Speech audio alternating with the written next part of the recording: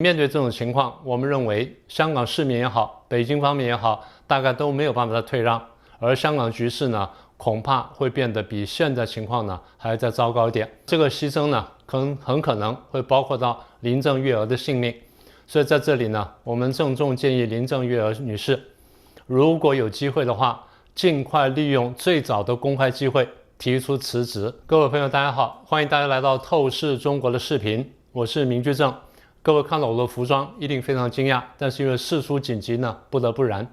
我们看到这2天，也就是8月10号跟8月11号，香港的局势，我们感到非常的忧心，因为香港局势的发展果然向着我们前面预测的向比较不好的方向去发展了。所以面对这种情况，我们认为香港市民也好，北京方面也好，大概都没有办法再退让，而香港局势呢，恐怕会变得比现在情况呢还要再糟糕一点。所以在这情况下，中共为了掩盖他的罪行，我们认为他们会牺牲几个方面的人。第一个，我们认为他们会牺牲的就是香港的特首林郑月娥。那么这个牺牲呢，很可能会包括到林郑月娥的性命。所以在这里呢，我们郑重建议林郑月娥女士，如果有机会的话，尽快利用最早的公开机会提出辞职。那么这样子或许可以保住你。我们没有多大的把握，但是我们希望这样子能够帮助到你。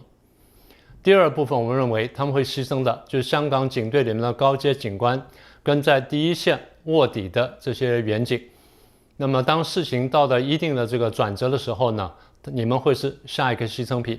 所以希望你们能够利用这机会，尽快想办法自保。那么最后呢，要利用这个难得的机会，向国际社会提出呼吁，希望国际社会更大的关注香港的局势，并且提供必要的人道的跟其他方面的资源。那么如果有其他的发展的话呢，我们会陆续跟各位做出分析跟预警。那么今天节目到这个地方，谢谢各位。